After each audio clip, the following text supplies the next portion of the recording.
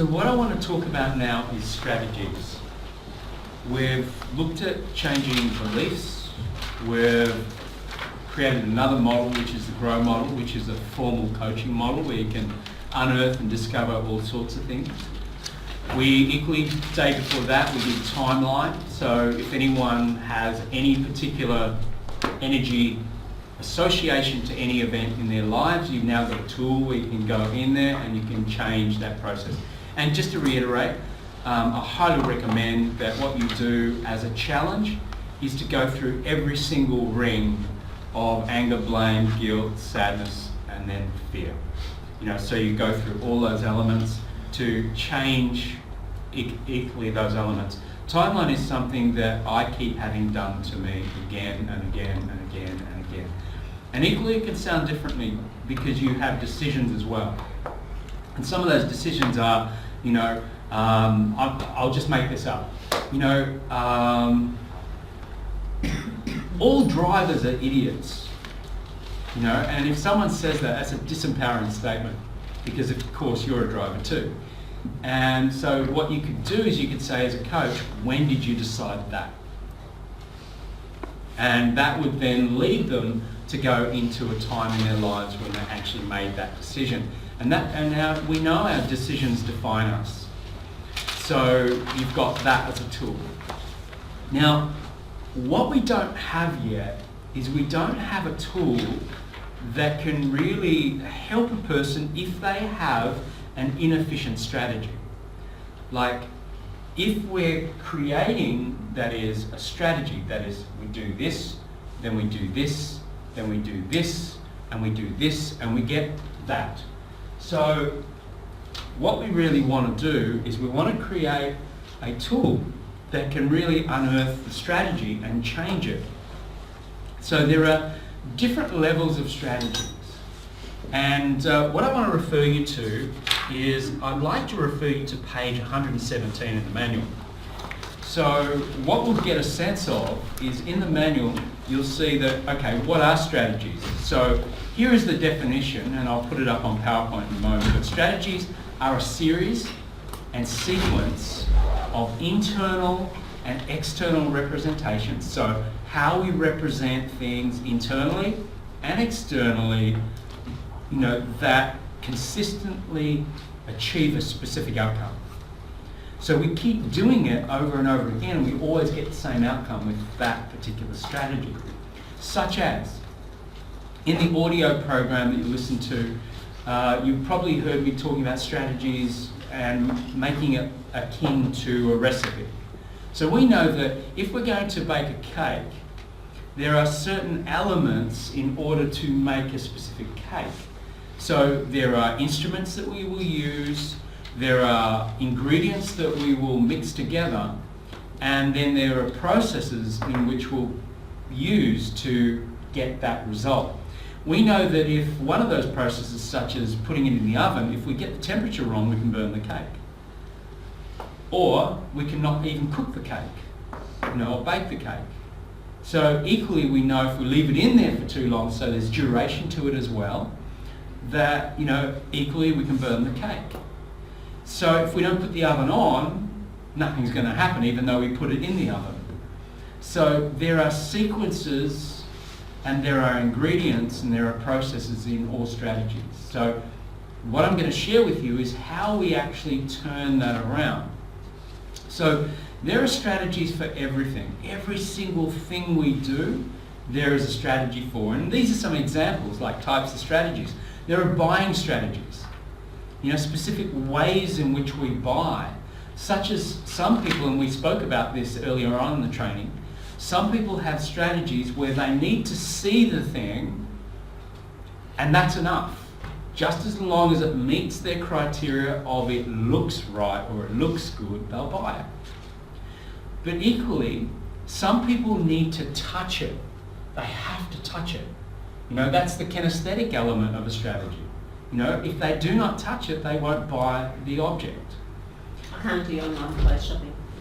Can't do it. Yeah. Just look at it and go, I don't want to do that. A lot of people cannot do online shopping Because you're very kinesthetic. Yeah, You need to feel it. You need to feel it. Now, equally so, you might not be kinesthetic as your primary. You might be auditory digital, for example. So you might look for specifications or price. Or does it fit a criteria? However, you equally might have a kinesthetic strategy involved in that. Like you might need to touch it as well, or you might need to see it. And you might need to see it on you in the context of jewellery or clothes. So there's specific buying strategies. We equally have strategies for boredom, that ensure that we become bored. We'll have strategies for that. One thing that I'll often do at Breakthrough is I'll say, particularly when we really do breakthrough type work, I'll say, please guys, understand this. Everyone has a strategy for their breakthrough. Sometimes I'm not going to deliver it into your strategy. You're going to think that because it's not done in a particular way, therefore you're not going to get a breakthrough. Some people need to have kinesthetics, more activity. Yet, if you have too much activity, the auditory digitals will want to kill you because you're not going through steps. If you don't put enough visuals in it, then the visuals are not going to enjoy the experience and not going to really get the breakthrough. Equally, if it doesn't sound interesting, then the auditories will not like it. So sometimes we expect that our learning is going to happen in a specific way, and therefore we will reject the learning because it's coming from a certain place. Our language filter is a classic example of that. If we go back to day one in our training, all the filters, we know that our language filter has got a lot to do with how we take on information. Such as if I were a financial planner, or a financial advisor, and I sounded a certain way, you might reject what I'm about to share with you, mate. I've got some pretty good advice, I can really make you rich. Yeah. You want to listen to what I'm going to say. Listen up, folks. Immediately listening to that voice, you might say, well, I think I'm going to go to another seminar, or learn from somebody else. Does that make sense? So we expect it a certain way. Equally, if I sounded very authoritarian or intellectual, perhaps very articulate. However, I was standing in my underpants. The visual would not be met. You'd be going, what? There's got to be some reason that he's standing in his underpants, and if he doesn't give me a reason real quick, I'm out of here. Or a reason that makes sense. So typically we have strategies that are going to meet our representational systems. So there's strategies for depression, there's strategies for moods, there's strategies for creating. I gave you one of those strategies today. Remember, my lecturer said to me, Rick, you're falling in love with one idea. You need to create many ideas rather than just one. So he said that the strategy for creation is just taking risks. Just taking risks, and as many risks as possible. Because creative people, you look at many, like for instance, great artists. Typically Picasso, if you look at Picasso's work, Picasso took a lot of risks. Many people look at Picasso's work and go, God, my kid could have done that. Yeah? So we equally have strategies for loving. So for instance, love-making strategies. Some people have a love-making strategy, which is essentially it starts with a nudge, and then it follows with an auditory strategy, such as, are you awake, love? So, oi. What's that? The Australian way of foreplay. The Australian foreplay. Oi. So other people have different strategies. So I can remember at one particular breakthrough we were talking about strategies, and I said, I want you to close your eyes and imagine that you're just going to have the man or the woman of your dreams coming up behind you, and they're just gonna breathe on the back of your neck, and just notice what happens. And I saw all these people with closed eyes in the room, and I could tell all the ones that liked it coming from the back. And then I said, imagine it's coming from the side now. Just feel it to your right. Feel it coming, you feel that breath to your right. And I could see the ones that are all to the right. And then I said, imagine to your left. And then a whole bunch of people, they all lit up when it when it came to the left.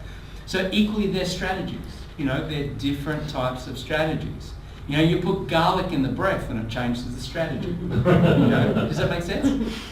So there are strategies for learning. You learnt one strategy, which is a way to actually remember things far better, which is location pegs, was part of the strategy. Expanded awareness was another part of the strategy. So what you have is you have ingredients. So there are strategies for everything. Equally, there are strategies to improve your wealth. There are strategies to improve your health. There are strategies to improve your relationships. There are strategies to improve every single area of your life. So the other distinction is the meta strategies, the micro strategies, and the macro strategies. So the meta strategies are basically overarching strategies. So they're the things that govern all strategies. So the meta strategies are things such as, is it black and white? It's either this or it's that. Now that's a strategy. Some people will have black and white strategies. Some people will have shades of grey strategies. So it's this, it's this, it's this, it's this, and it's this, and it's this. So it could be any of those things. So they're kind of like your meta strategies. Then there's your macro strategies. So they're the things that I explained yesterday. But sometimes we have absolute macro strategies. Like we'll have macro strategies. Some of those strategies were described such as, are you awake? Nudge, nudge. So they're macro strategies. They're obvious strategies because you can see them at work. Baking a cake is an obvious macro strategy. They're actual steps that you take to create an outcome. Though the strategies that tend to govern most of our behaviour tend to essentially be the micro strategies. So they're the unconscious elements. They're the elements that govern our actual strategies. They're the elements that determine how we create a specific outcome. So what we're going to be doing is we're going to be looking at specific strategies. Now, by the way, I put a whole heap of stuff in your manual around strategies, including a formal strategy elicitation. So what you've got is the insight, and then you've got the actual script. So the insight says establish rapport and set a frame. So whenever we use the word set a frame, what we're doing is just simply determining how we're setting it up. So it's the pre-frame. We're saying, look, what we're going to do is we're going to go through a process and you'll find we're going to elicit your strategy. Then we're going to discover what is in your strategy and then we're going to break your strategy. It is going to seem a little bit crazy, and don't expect me to be highly intelligent or seem intellectual through the process. I could in fact turn into a clown. Would that be okay? The client says, yeah. Will that be okay? Yeah, that'll be fine. Anything to get a result. Okay, cool. So that's really, when I say setting the frame, that's really what we're doing. We're just kind of setting it up, getting it ready. And quite often what you'll do as a trainer is I already set up what I'm about to do, but I set it up yesterday. I added elements yesterday, little metaphors, little things to make this job much, much easier. So, coaches and trainers can work days in advance. One thing that I learned at trainers training is don't think that you're training right now. Train 24 to 48 hours before you actually teach. Just drop some little elements so when you actually give them the knowledge, they're already prepared for it. In fact, some people are going to go, this sounds really familiar. I've heard this before. Or that makes sense. Or I already knew that. It's because you already taught it. So when it comes to actually teaching it, it makes it really easy. So what happens is the next part is, can you recall a time when you were totally ... Now, what you're doing is, in the context of the guy that I gave you the example, depressed, what you're doing is you're saying, can you remember a time you were totally depressed? So you're getting the guy or the girl to remember that time that they were totally depressed. Because you want to get them back in that state, because when you're back in the state, remember, all memories are state dependent. So when they're back in that state, they will remember more easily. It's hard to remember how they were depressed when they're really happy. You know, have you ever noticed that sometimes you get your car fixed, it's got a little noise, and then you go to get it serviced and you say there's this little noise and it disappears? You know, it's because that noise happens in a certain environment. And then in the service environment, it's almost like the car knows, I'm going to the doctor. You know, I'll be well now. You know, we equally are the same, you know, in that what we'll do is we'll aim to get to where we want to be, and sometimes we'll suppress that old behaviour. You know, so a client showing up that wants to shift, they're already showing up as the shifted person perhaps, you know, because that's what they want. But we still haven't dealt with the unconscious stuff. So what we do is we get them back into that state, which most clients go, no, there's no way I want to go back in that state. Well, you've got to build rapport and then get them back in that state. And because memory is state dependent, they're more likely to remember what they were doing when they were depressed or when they're in the depressed state. So this next step, anchor the state if necessary. You're only doing that when you want to anchor a state for resourcefulness. What was the very first thing that caused you to be totally depressed? What was the very first thing? If they can't get the state, it's very hard to find out what is that first thing. Like when my client said that, you know, I had a cloud, you know, that's the first thing that happens. I see a cloud. And he did this. So if I said to him, I said, so what happens when you turn the cloud the other way? No, it's got to go this way. You know, so we have specific ways in which the ingredients come together. So was it something you saw, the way you were looked at? Was it something you heard or someone's tone of voice? Was it the touch of someone or something or an emotion you felt or something else? So what we're getting is if you understand these elements, the first one, was it something you saw or the way you were looked at? What is that? Visual. It's visual. This next one is it something you heard or the tone of voice, which is auditory. And then the touch or is kinesthetic or something else. Other. Was it something you said to yourself, you know? So from that particular perspective, what we're getting in essence is we're starting to look for the ingredients of the cake. So we're wanting to know how does someone create that strategy? And there is always, ingredients and a sequence to those ingredients, and there's a duration to those ingredients. So then the script says, after you saw, heard, felt that, what was the very next thing that happened as you were totally ... which could be anxious, depressed, whatever. So did you picture something in your mind, say something to yourself, have a certain feeling or emotion? So really all you're doing is you're asking the person, you know, what starts this? What triggers it? What's the first thing that happens? For the guy, it was a cloud. So you're asking them to, sometimes it's easier to get them to close their eyes and recall, and then it's like they're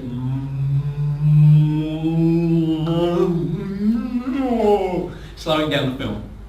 So you're kind of slowing down the process really slowly, so you're getting element by element by element by element. And I'm going to demonstrate this. So, you know, it takes a lot longer to teach than it does to actually do. So what in essence we're doing is we're seeking the ingredients, and then we're going, okay, did that happen before that, or was it the other way around? So the key to this is getting the ingredients and getting them in sequence, and then getting them wrong. You know, and that's the fun part.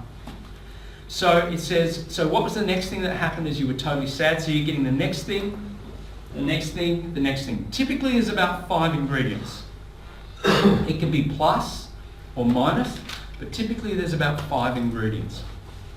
So it says, after you, and you list the previous thing, after you saw that thing, did you know that you totally were sad, or did you do something else? You know, so after you let's say they saw a picture. After you saw the picture, in essence, you're asking what happens next. You know, what was the next thing that really happened? They go, well, I see a picture and then I hear the sound. So you're just eliciting to try to find out what these elements are. So then it says, feed the sequence back and calibrate for congruency. So what that means, calibrate for congruency, is you're aiming to create a certain behaviour, okay? So this is getting a strategy together, and this can equally be used to install a strategy or to remove a strategy. So you can do both. You can do a number of different things. So equally, if you are wanting to, let's say for instance, in essence at the masterclass that we ran on Tuesday night, you know, for speaking, all I was doing with the group is I was giving them a useful strategy, and they were all installing a useful strategy. So I just went really slowly. I said, okay, here's the first thing you do. And then I gave them the first thing, and then they did the first thing, and everyone in the room, I said, hands up if you notice that you seem more confident in public speaking. And all the hands went up. I said, yeah, I'm better than I was at the first one. I said, okay, now I'm going to keep giving you strategies and notice that it's going to get easier and easier and easier. So I said, so by the way, when I say, and notice that it's going to get easier and easier and easier, what is that? Suggestive. You're installing and Suggestive. you're suggesting, and you're using hypnotic language. You know, you'll notice that it gets easier and easier and easier. That's right, it does. Without the hypnotic voice. But in essence, what happens is you're just layering strategy number one, comparing it against what it was prior to that. Then you layer strategy number two. You say, okay, so now I want you to do that both ways. So everyone got up and they presented, and then noticed they were calibrating the entire time. So I said, give yourself a number, don't have to say it out loud, give yourself a number. And then notice now, do it now with the new strategy, and then notice if it's improved. Hands up if it's improved. Then all the hands went up, yep, it's improved. Check, check, check, check, check, awesome. Okay, now I'm going to give you another part. So I was just giving them one part after another, after another, after another. Now the only thing I really have to do after that is just get them to run through their strategy a few times. So it becomes a normal function of them. And then once you do that, it's amazing how quickly you can turn someone around. So it's all about strategies. So as you get a sense, like when I spoke about rapport, and I said, look, we're teaching you at this level, but understand rapport is in so many different areas and you can take this really deep. So as we've uncovered it, now as the training's progressed, I'm giving you deeper levels of rapport. So you now know that it's not just about person to person. It's about we build rapport with our tribes, we build rapport with our communities, we build rapport with objects, we build rapport with jobs, with hierarchies, we build rapport with all sorts of things. So equally with strategies is really deep. We can do all sorts of things with strategies. There are strategies equally using submodalities, where what you can do is you can go through and you can say, okay, if you were to create a millionaire mindset, if you were to do that, what strategy would you use? To all of a sudden start thinking like a millionaire instead of thinking like a worker or a PAYE type employee. How can you think? How can you think differently? Again, it's strategies. It's about installing strategies into yourself. So you can do that and you can equally break them. So I'm going to show you, in essence, how to break one. So there is a whole bunch of stuff in here that starts talking more about things like, I just want to cover the most vital points. Synesthesia patterns. Synesthesia patterns is when, it says here, synesthesia pattern occurs when two modalities are so closely linked that they almost occur simultaneously. So I can see a picture and feel a feeling immediately. And that is a synesthesia pattern, often happens in phobias. You know, where someone sees something and they immediately see that something and immediately feel something. You know, shock is a classic example of that. You know, like someone can be scared at night. Jason was talking about his son. You know, he woke up and saw his son there. You know, that could equally create a synesthesia pattern. You know, and then someone can start, you know, creating a fear of the dark or a fear of sleeping or insomnia or something like that. Because understand our patterns are there to protect us. Once we get in patterns, we know we're safe.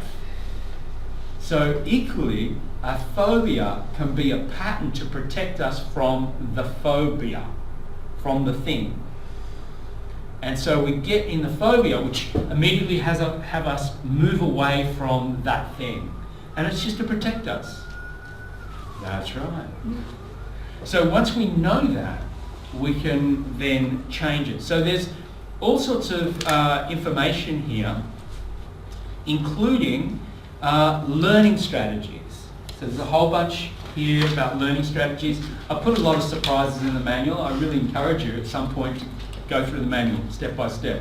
Because once I give you the philosophies, once I give you the basic structure of NLP, you can now go through these things and you can go, oh, there's a decision-making strategy, there's a learning strategy. I can learn better using this technique. There's a strategy scrambler. What the hell is that? Now, by the way, this is what I want to demonstrate, just so you get a sense of how to actually break a pattern. So strategies can happen in so many different ways. So let me explain very simply and easily how we break a pattern. So I'm going to show it to you first. I'm going to demonstrate it so you can see how to break a pattern. You know, don't expect this to look logical. Don't expect this to make any sense.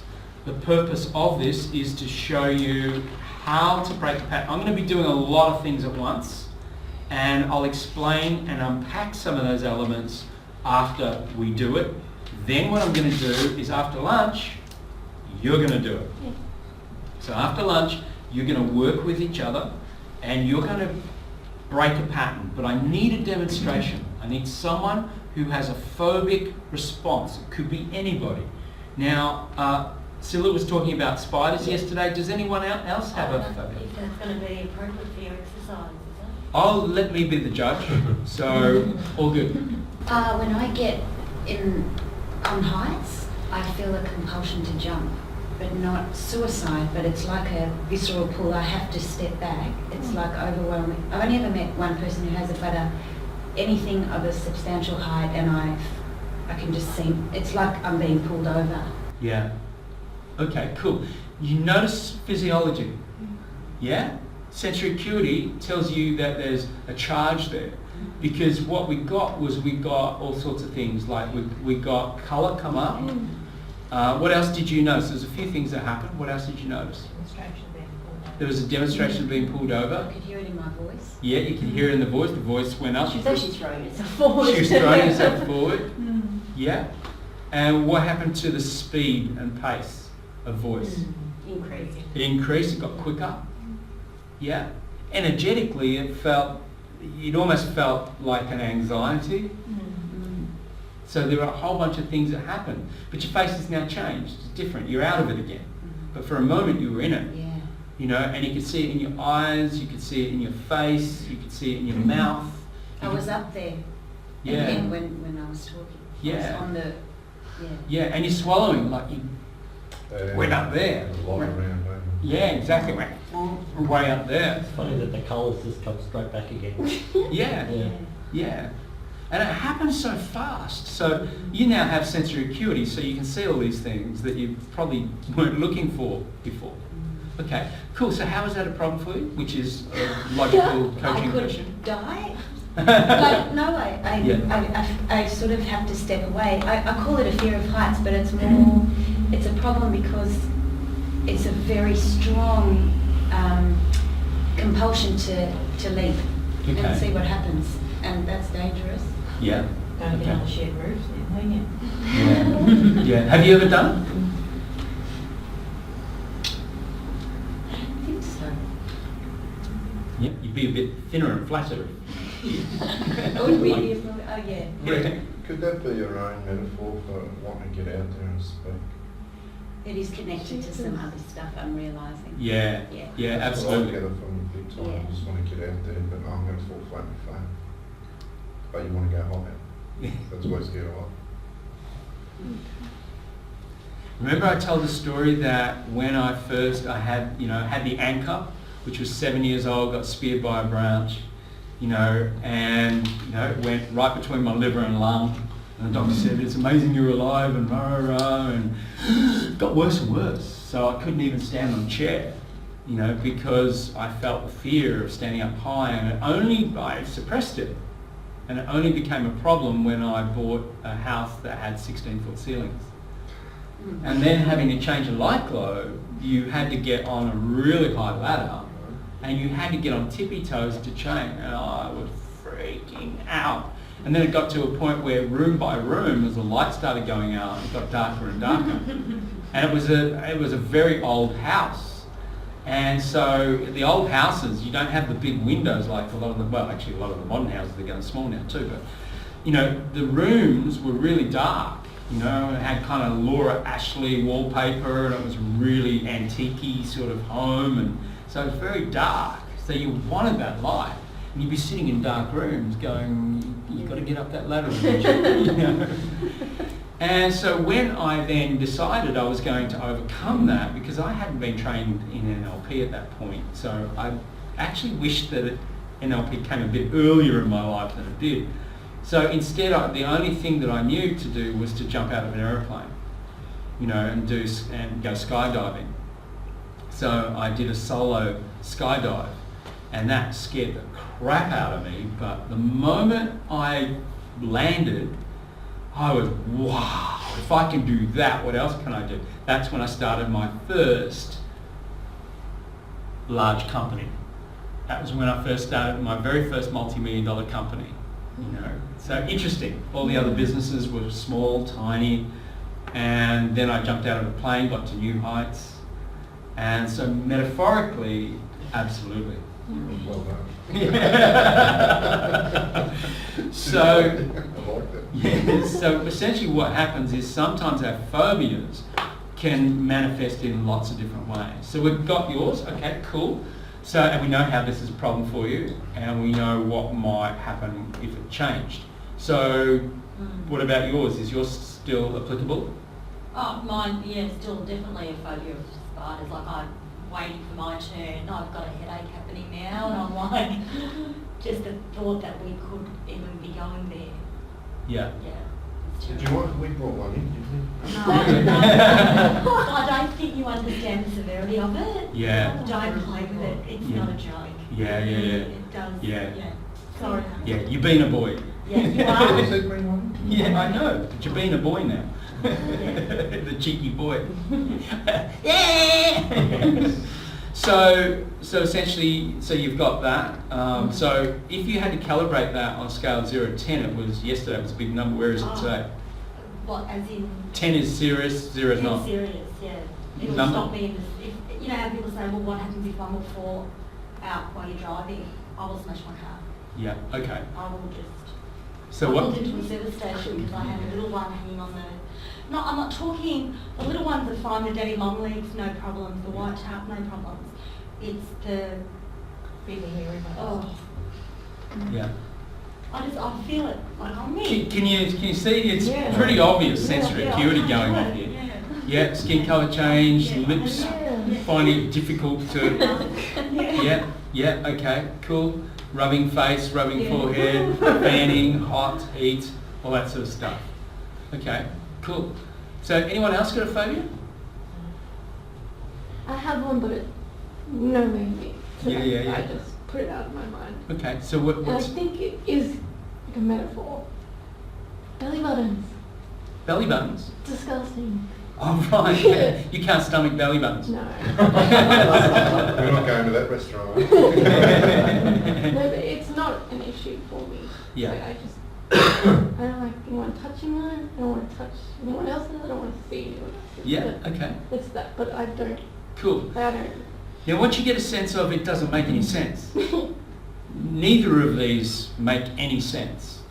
The reason for that is that what happens is when we have a phobic response, we often have a synesthesia. We see things, feel things, hear things, and we create a neural network, a tightly wound neural network that is so, encased and so complicated that we don't know what is the beginning, what is the end. We've got no idea. We've just got a reaction and we want to get out of that reaction. So the best way to stay safe is to keep the pattern and just stay away from that thing. And that's what we do. You stay away from belly buttons, you stay away from spiders, particularly the huntsman. You couldn't even say the word. You stay away from balconies, but yet you want to, you're drawn to it. And so from that aspect, now I swallowed. I noticed I swallowed just then. Now the reason I swallowed is I have the same thing. I get up, I'll go somewhere and I'll get an apartment somewhere and, I like being up really high. But I'll get to the balcony and I'll see that, wow, like I can remember the last hotel I was in Oahu. And I was in a hotel and we were way up the top and I was looking down, I thought, wow, there's something that, I thought, I wonder whether I could survive. If I jumped, would I survive? And I thought, well, logically you'd be dead. You'd be a pancake if you jump from this height. But there's something in that. There's something in that. Now, I'm a bit like you. I want to get out there too. Yeah? So I really want to get out there. I want to get out onto the world stage. So that's where I want to be. And so there's a part of me, maybe it's metaphor, but I get a sense of it, so I still get to swallow. Maybe that's my next coaching session. Cool. So you get it. So if you had to calibrate yours on a scale of 0 to 10, 10 is the major problem, 0. It's not first number? 10. 10. So equally, it's up there, yeah? And if you had to calibrate yours on a scale of 0 to 10, where is it? First number? 9, 10. Sorry? 9 or 10. 9 or 10. Okay, it's way up there, yeah? I'm happy to. Yeah, I know, because, there's a part of you that doesn't even want to address this. Yeah. Yeah? I think maybe I should do it on a private session or something. I don't think. Okay, whatever. I think it'd be nice to do it in a public way. Wouldn't you? Like, how would you know if it changed? Oh, I've known immediately. If you showed me if you've got something in a bag, I would know instantly. You would know instantly, yeah? I don't want to Froze. be the one that goes, oh, look at it, like No, I get I that. don't ever want to do that. And we wouldn't put you in that I'm not situation interested either. in doing that. Yeah. But it would be nice to be able to go, oh my God, the 1st of September, where is that chemical spray that I can spray the outside of my house? Because I did it 2 years ago and I didn't see one. Because that would stop me from going out into my backyard. Yeah, That's how bad it is. yeah. And we can see it in Stilla's face. It's really obvious. Yeah. So I need a demonstration. You volunteered yesterday and I really like shift. I haven't shifted a spider in a while. So can we create a huge round of And you'd applause? really be helping me because my mother-in-law... Do you have to film it? I don't really want to film it. I do not. Do you? I will film it Why? because it's going to help other people who we train. Don't So you don't want to do that? No? Sorry. So you'll do it privately. Yeah. You promise you'll do it privately when we work? Yeah. Yeah? Yeah. Okay. Cool. So are you ready All right, to jump. to jump? All right. Okay, can we create a huge round of applause for you? Now, we're equally going to need another volunteer. This particular volunteer, their job is going to be to write the strategy up here.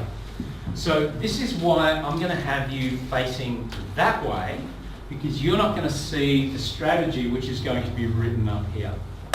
And I'll instruct this person exactly what to write up here. So what I'm looking for is I'm looking for someone who can write fairly neatly, cleanly, so everyone can see it. Is there a person in the room that can write cleanly and neatly? You next, Jen. Who'd like to be that volunteer? Can we create a huge round of applause for Jen? Excellent. So what I'm going to do is I'm going to give you blue and red markers. Yep. So all you have to do, Jen, is listen out for what it is. What we've got to get is we've got to get the sequence of this, and we've just got to get a little bit of information. So let me give you an example as to how to write it, so we can really, so I can draw from this. So if I get the markers from you, so let's say that what happens is Simone says, you know, I see, the very first thing that happens is I see the balcony. So all you have to do is in red, just put V. So I'll know that that's a picture. And then in blue, you just write the word balcony. Just like that. It's that simple. So that's going to then tell me that we're getting a picture of balcony. And then the next part of the strategy, let's say, is Simone says, then I hear a scream. So A represents sound, so then you just write the word scream. If she says, I hear a loud scream, you might put the word loud scream. So you're saying those words, or Simone's? Simone's saying these. So what will happen is I'll nod to you and I'll say, which means write it down, and then you'll write V, whatever the picture is. If it's A next, then you write what the detail is. Then if it's kinesthetic, you just put K, and then feel swirling in chest. You put swirling in chest. As simple as that. I don't get it. And if you don't get it, I'll help you. You'll get it. So what we're going to do is, my job firstly is to get the strategy out. That's part one. So what you're doing here is you're doing what's called a transderivational search. Transformational search. So you're doing a transderivational search. So we're going to get Simone back to a time when the strategy was real. So all she has to do is just go back through the archives and go to a time that was real. Then I'm going to have her run through it very slowly. So I just want to get, while the strategy was not happening, and then get her to the point where it is happening. So it'll be the trigger. Now if you could, Jenny, just leave a little bit of space at the top of that sheet, just in case we don't get the first one. So just so you can then write another one and go, oh, that's the first one. That's the first part of the strategy. Because often you'll miss the first part of the strategy because the person will jump too far ahead. So what we're getting essentially is the ingredients of the cake. We're saying, how do you bake this cake? You know, so what are the actual ingredients and what is the sequence? So we've calibrated it. It's 10. Was it 10? Yeah. Yeah, okay. I'm laughing because of the Superman thing, isn't it? Yeah. The Superman thing you did before, I have flying dreams, and so there's something about, so it's all weirdly connected, but. Yeah, okay, cool. And, you know, at the end of the day, you really want to take off, don't you? I think so, and I've got an event that I was silenced, so yeah, it's all connected. Yeah, okay, cool. Okay, so what I want you to do, really simple, all you do is get the person back in the event. So I want you to go back to a time when you had this thing. What would you call it? Propulsion to jump. Okay, okay, so It's a pull. so it's a compulsion or propulsion to jump. Yeah? Okay, cool. Okay, so we're not ready yet. We haven't got the first bit. So I want you to go back to a time when it was real. So can you remember a time like that? Now, by the way, you can get them back anyway. Go back to a time, any time, when it was real. I don't care how you get them there, but get them there. So are you back there? Can you remember a time? Yeah, okay. So notice what's happening. Notice what you're seeing, hearing, feeling to make this occur. So sensory acuity wise, Simone is a great demonstration because you can see her shift quite quickly. Okay, so now I want you to just move, just go to the point where the strategy isn't real. So where are you? Give me a sense. Eureka. I can't remember what it's called, that very high building in Melbourne. Eureka. But it's not with the glass. Maybe it is. Oh, Maybe Rialto. Or is it Rialto? I think it's Eureka. Okay, cool. Okay, so you're at the Eureka Hotel, yeah? Yeah. Okay. Yeah. So are you going to the balcony? Is that what you're doing? I'm walking around the circumference and I can, it's like carpeted and then there's chairs and tables, and through the giant glass windows I can see the lights of the city. Mhm. And we're moving to this area that it's really blowy. It's very windy and everyone's out on this outdoor steel platform, but it's not that glass thing. Yeah. I couldn't do that. Yeah, okay. Okay, so now what I want you to do is step out of it until you feel this fear or this phobia disappear. Okay. Step out of it until you feel the phobia disappear. That's all you have to do. Just get them back to when it disappears. Just take myself to another place? Yeah, be at the hotel, Ah, okay. but move to a place where you feel safe. Physical. Yeah. Okay. Okay, it's different now, yeah? Okay. Now what I want you to do is move back very slowly, but notice the first thing that happens. Do you see something? Okay, you hear something. No. You say something. No, I get a reminder in my head of how high up I am in the bathroom. Okay, so how do you know that? Do you see it? Do you hear it? Do you feel it? Do you say something? Just cycling through the floor. It's a sense. It's like I took myself into the bathroom to take myself away from the view. Yeah. But then, I guess it's a thought pops in. Oh, you're still right up. Okay. So it's something you say to yourself, is it? I think so. Yeah, okay. So what do you think? What do you say? You're still up at that. You're still up Leave at it that at a space level. if you could. Oh, sorry. No, Oh. sorry, I was talking to Jim. That's it, perfect. Yeah. So, okay, and you say You're still up at that level. you're still up at that You're level. still up high. Yeah. You're still up high.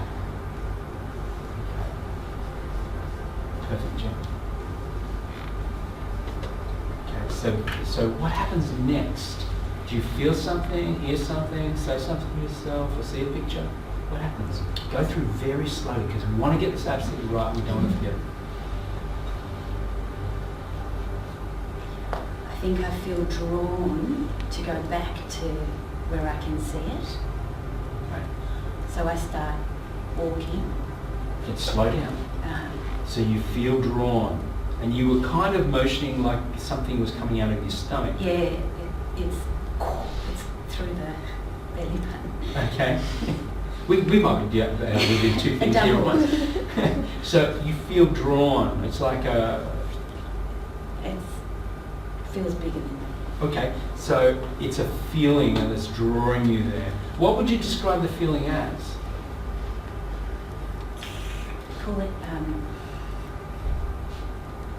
a pull. Okay. So you're being pulled to The edge. pulled to the edge. Okay. Good choice with Jen. What clean writing. So you're being pulled to the edge. Mhm. Yeah. Okay. So what happens next? Go very slowly. What happens next? Do you see something, hear something, feel something? Feel. You feel what? Tingling, shaking. Okay, so you feel tingling and shaking. Yeah.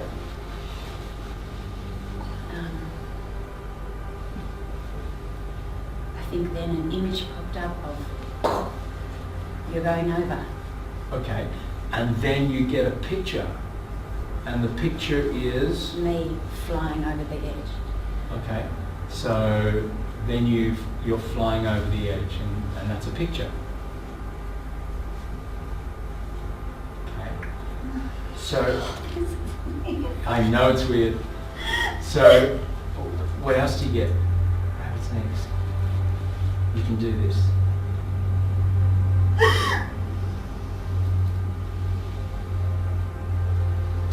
I fly, but it defies logic.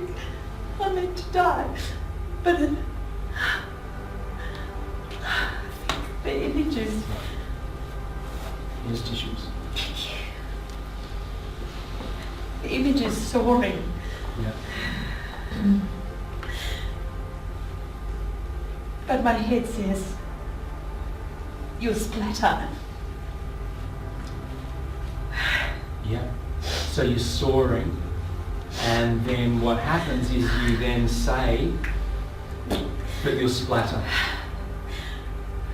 I don't even know if it's, I don't know if it comes in those words or if I see it as a, What is it? Because we really want to get this right. We don't want to forget it. I think it's visual. Yeah, it's visual. So you see yourself splatter. Yeah. Yeah.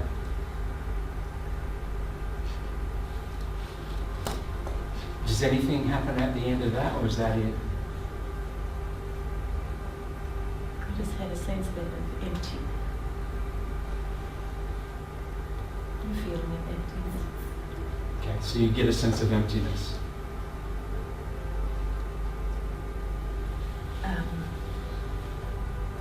Yeah. There's a feeling of fear to, I don't know if I'm overthinking it, but it's like the jump is sort of split. And this one is scary. Or that's fear. And that one's like my flying dreams. Yeah. But I think the main sensation is feel. The pull, Yeah. So there's a lot of cane in it.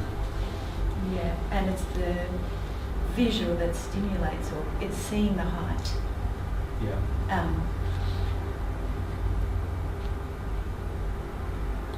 Yeah, and it's just a desire to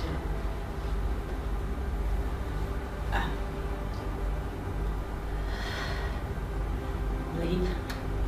Yeah. But I know it's dangerous. But there's a Yeah.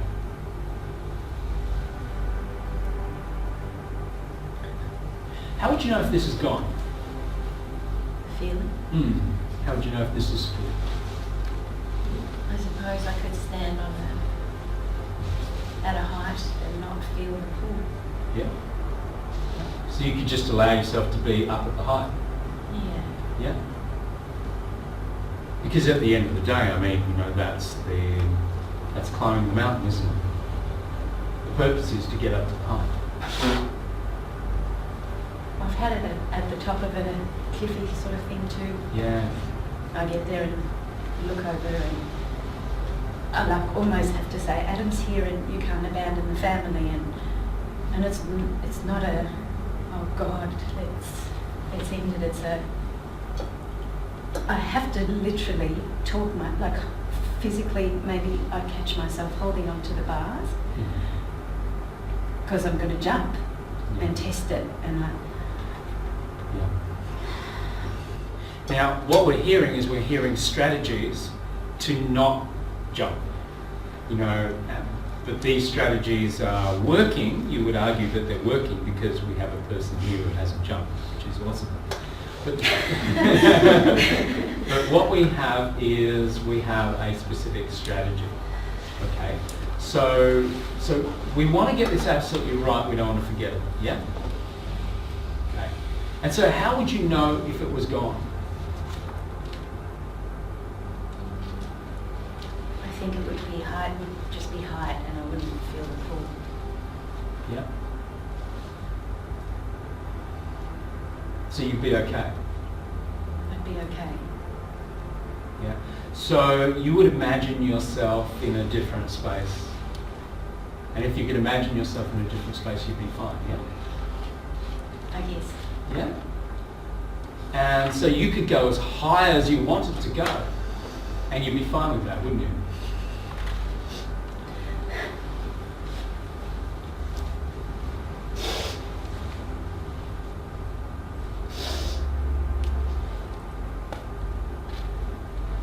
It's overwhelming. I think the higher I go, the more I want to jump.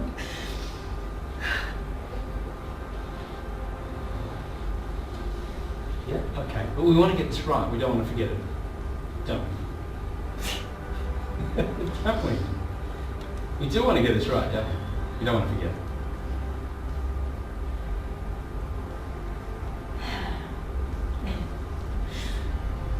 So, first part of the strategy. Let's say, for instance, I am a recruiting company.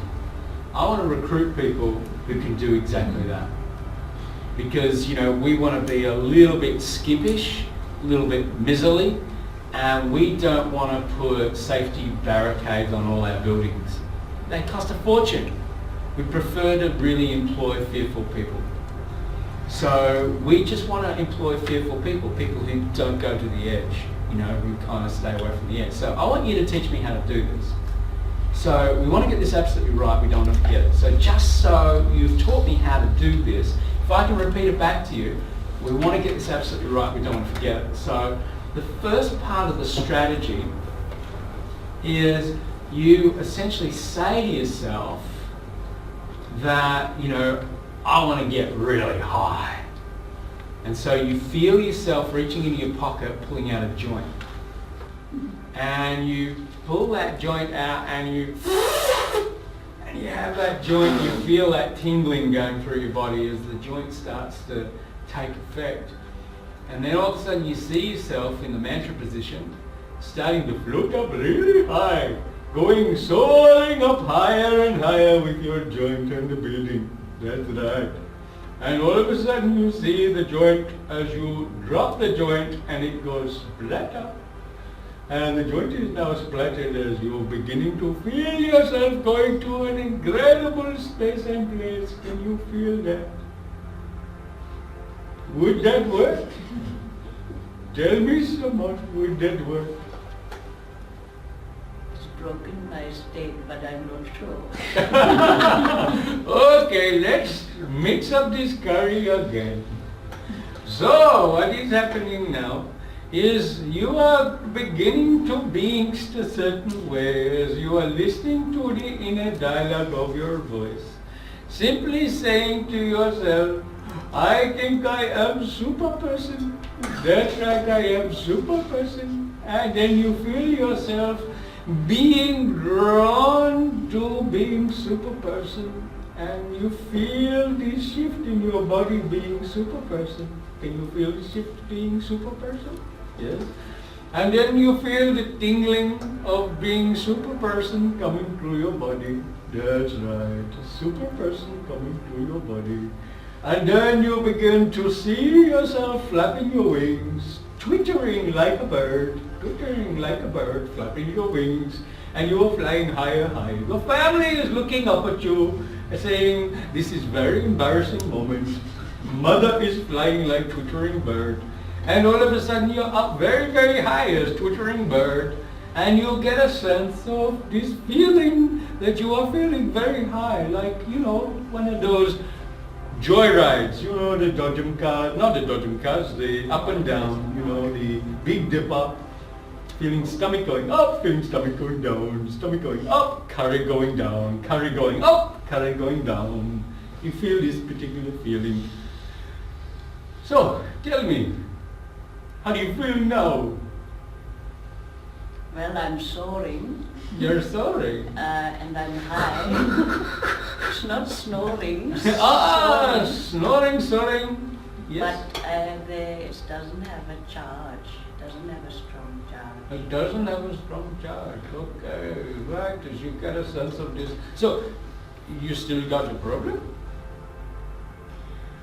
What I'm seeing is it's like a carpet, like a magic carpet ride. I'm up there. I'm overlooking everything, but I'm not falling. I'm just there. You're just there. I'm just there. Okay. So I want to get this right, don't want to forget it, okay? I want to get this absolutely right, don't want to forget it. So what you do is you say to yourself as you're moving towards the edge of the building, you're moving towards the edge of the building, and then you go, oh my God, I'm feeling a fart coming on. Oh my God, this could be hugely embarrassing. That curry has affected me in weird and interesting ways. So you begin to feel that rumbly-tumbly in your bumbly, and it's starting to tingle as you're thinking, oh my God, as you're getting to the edge of the building, you are feeling gas.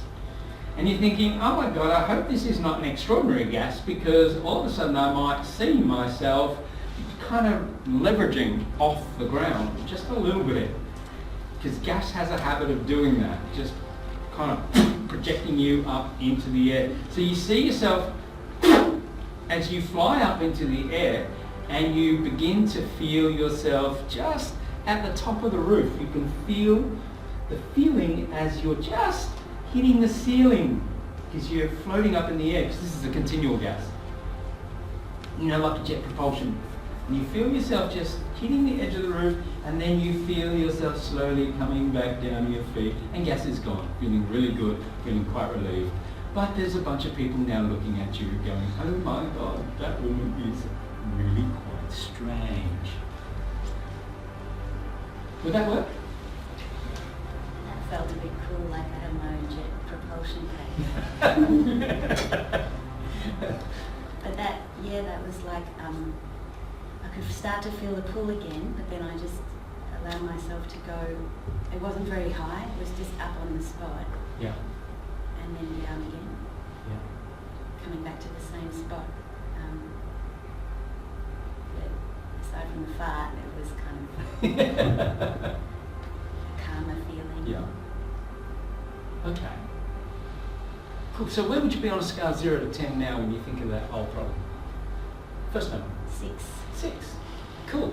Okay, cool. So what I want you to do is, now by the way, I'm teaching now. All we're doing is we're running over the pattern, and we're purposely getting it wrong. So we're running over, you know, the auditory digitals and the visuals and the kinesthetics and the auditories and all that, and we're just running over it. And we're putting the person back in the situation, but we're changing it up a little bit. We're just adding extra elements. Now, it will sound ridiculous, certainly. But equally, if we allow it to be a little bit zany or funny, then we laugh. And when we laugh, we're collapsing that feeling, because we're lightening it. Remember, a phobia is typically very serious. So we're making it a little bit nonsensical. So we can equally just kind of adjust it a little bit, and it'll equally work. So I've been quite creative, and I've been able to be a little bit funny, but what I'm going to do now is I'm going to kind of lighten it off just a little bit more, okay? So you can really do anything, and don't expect that you're going to sound intellectual in this process as the coach. So what I want you to do is I want you to notice you're now at that building, Eureka, and you're saying to yourself, I wonder what is possible for me. So you hear yourself saying, I wonder what is possible for me. And then as you say that, you start to move towards the balcony, and you notice that just before you get there, that there's a jellyfish on the floor. and you feel curiosity. You put your foot on the jellyfish, and you can just feel the jellyfish. You know, it's kind of jelly-like, I guess. It's kind of slimy, a little bit slimy. So you take your shoe off, and now you notice, perhaps you even take your sock off, or stocking off, and you notice the feeling when you put your skin of your foot on the jellyfish, and you can just feel it. And you can just feel that feeling. And you notice that you start feeling this tingling sensation, you know, and you get a sense of how you now look as a curious being. So you're now watching yourself, putting your foot on the jellyfish, and you can, in essence, you can, now I'm here, yeah, and then you can see yourself on the jellyfish with your foot on the jellyfish, and then you just push just a little bit harder and a jellyfish goes splatter.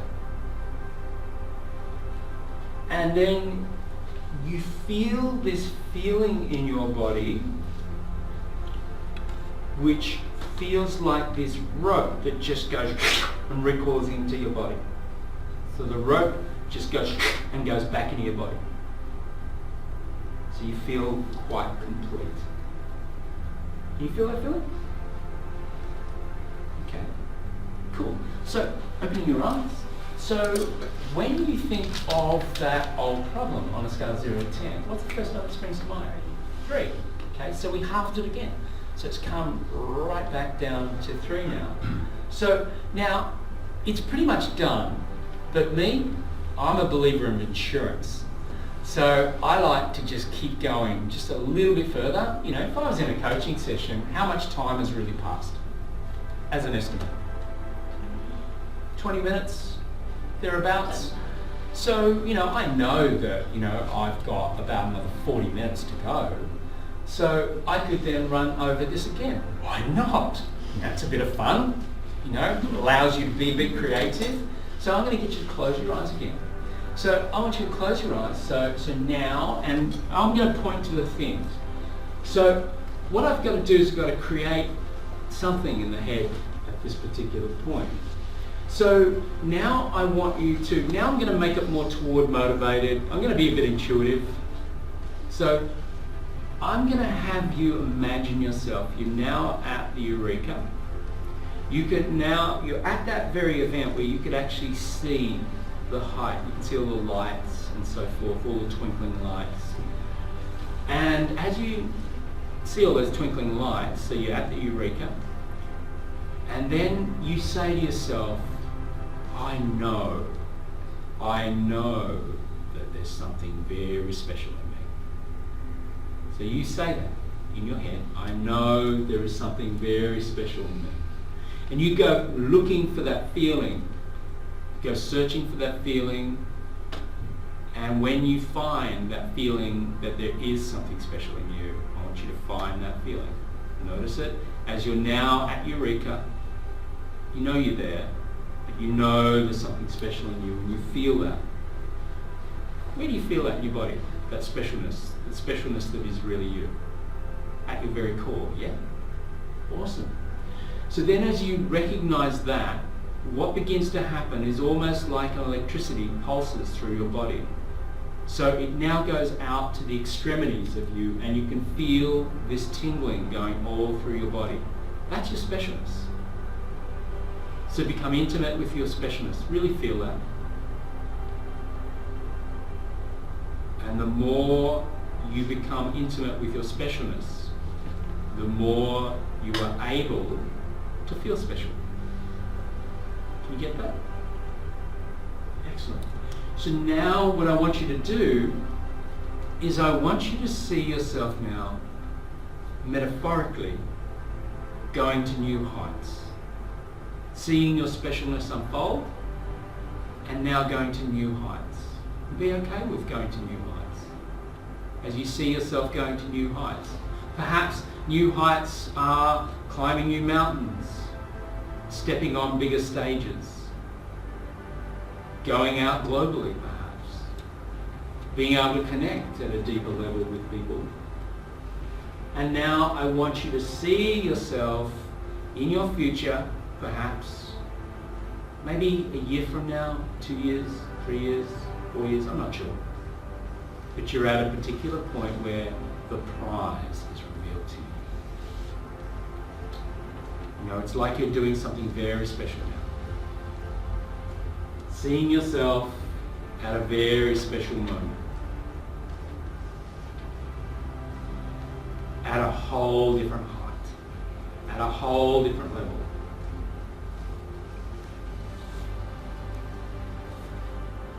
Now what I want you to get a sense of, now I'm not sure where you're seeing yourself and it really doesn't matter, but I want your family now to see you. So I want your family to see you now. And I want them to see the highest level of you. So I want you to get a sense of the highest level of you.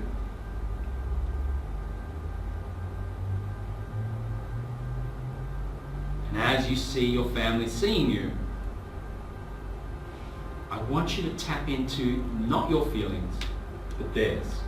As they see their mother, as they see their wife, really at the highest heights. I want you to feel what they feel. So really begin to feel what they feel. Feel the joy in that. Now, what you perhaps might be feeling might be, I'm not sure, what would you call it? What would you say this feeling is?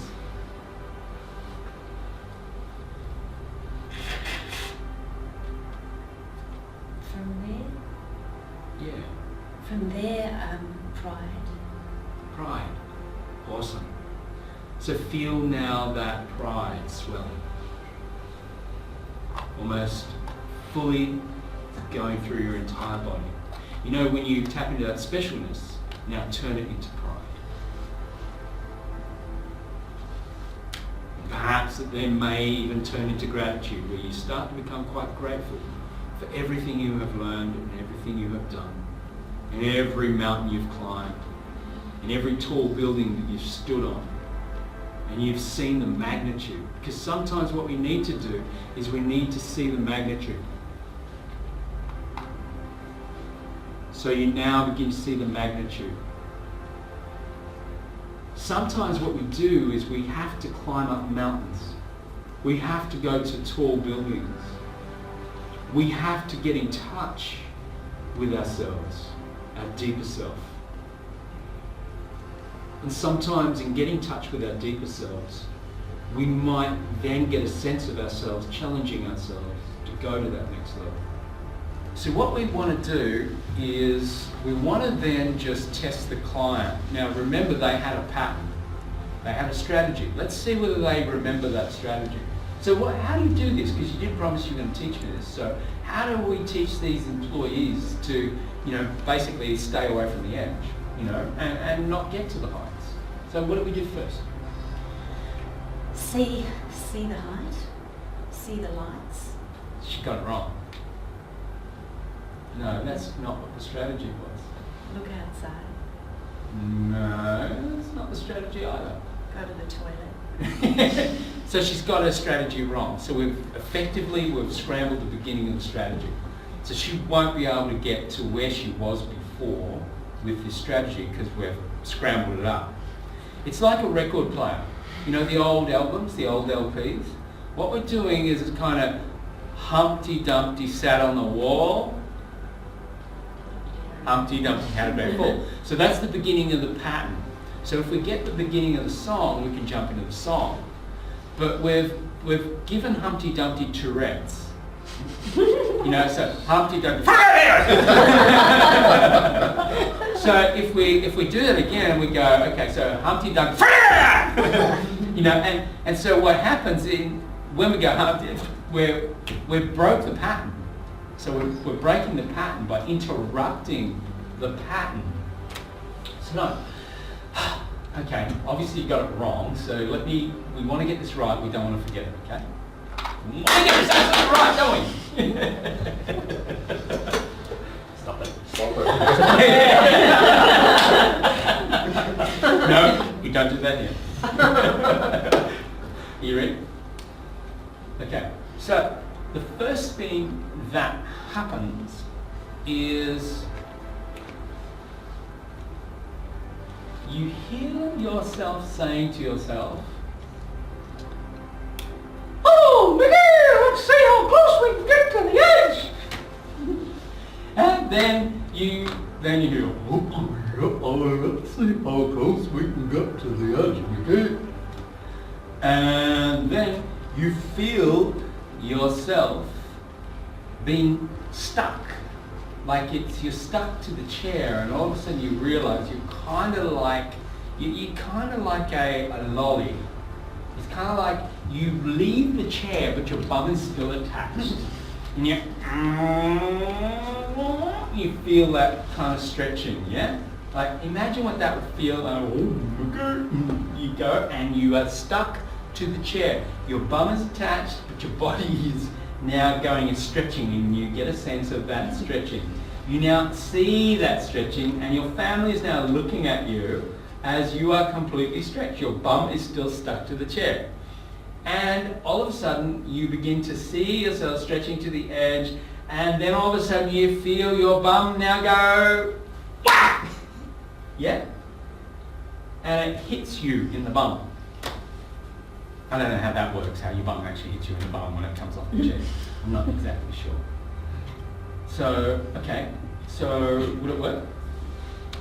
Yeah, I felt like elastic stretching out. Yeah. Then when you went like that, I immediately felt it be flung back into the chair. Okay. I guess the other one Spongy bum. the other one would, I guess, just catapult me. Yeah, okay, cool.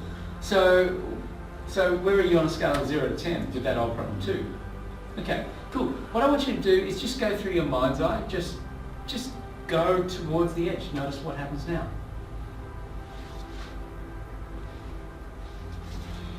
It's like little, but it's not going above here. Okay. It's not. So it's just- kind of contained. Yeah. Yeah, okay, cool. Would you call that more healthy? Yes. Yeah, okay. So you can go to the edge, yeah? Yeah. Okay, let's go to another building. Choose another building anywhere in the world. By the way, here, we got some tickets. You can travel anywhere you like, any country in the world. Choose a building. Can I make one up? Sure. I'd love to go to Hawaii, but I've never been. Okay, cool.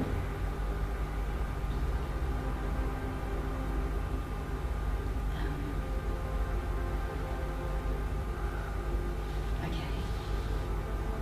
Okay, you got a building? By the way, if you have a building, I would be facing the ocean. That's the best place. Now, there's a lot of, like, there's the Pink Palace, and, you know, like if you go to Oahu, there's the Pink Palace, and there's the Sheraton, and there's all these hotels that are basically facing the water. So over to the right, you've got the sand breaks, and over to the left, you've got all the reef breaks. So you've got lots of reef over to the left, got lots of sand breaks over to the right, and if you imagine a beach scene anywhere here in Australia, multiply that by about 1,000. You've got all these people on SUPs, kayaks, surfboards, floating devices of all ilk, and all these people all over the beach. Okay, so just imagine, and because of the water is a little bit turquoisey. It's quite nice. Okay, can you see that? Okay, so just enjoy it all. Get right to the edge so you can see it all and experience it all, and just take in that breath of ocean. That's it. Get a sense of what it does. You can take in the breath of ocean. And equally, open your eyes completely so you can see it. You can see all the ocean going into your eyes as well. I think Frederick McCubbin used to say that he used to like going near the ocean because it used to wash his eyes. Wash his eyes, getting ready for the next painting, the next creation. Getting a sense of that. So sometimes you've got to be up high to see all that, don't you? Getting a sense how easy it is now. A lot easier now, isn't it? Feel that gentleness.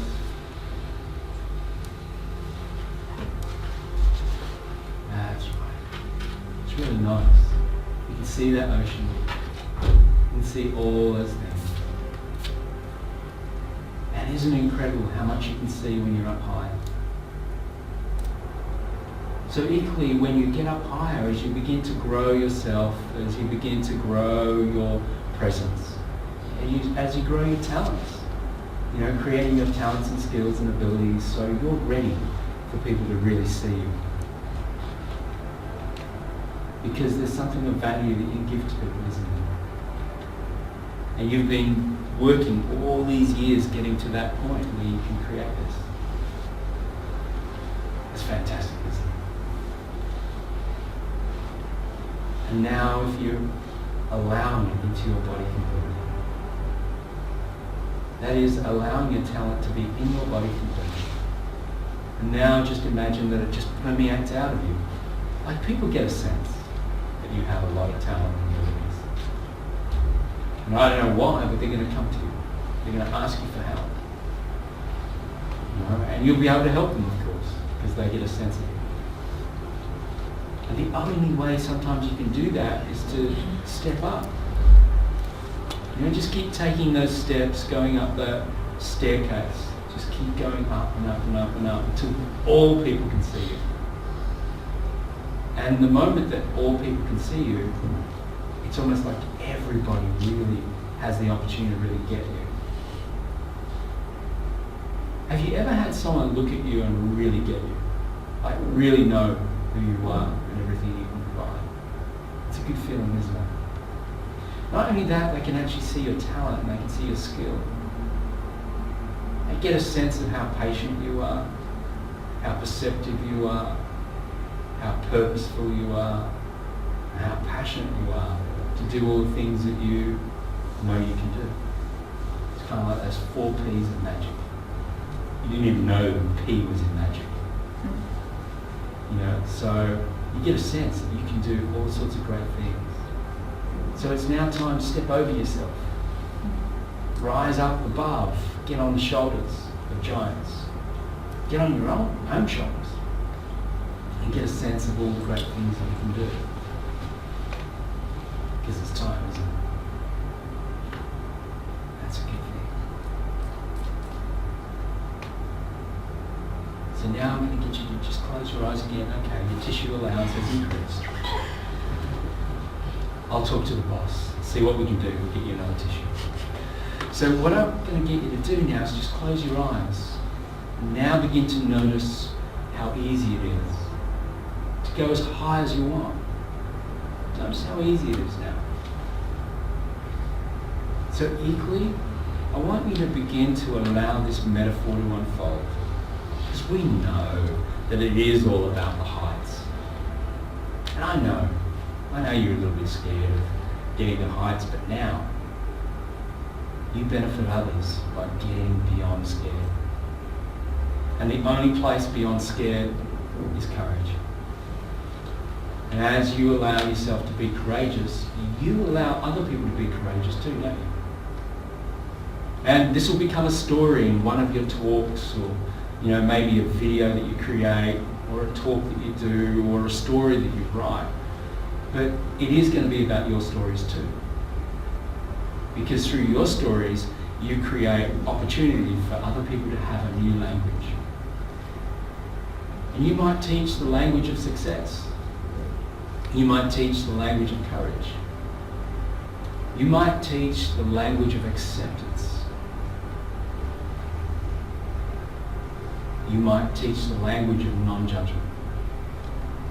Because sometimes we judge ourselves a little bit too harshly.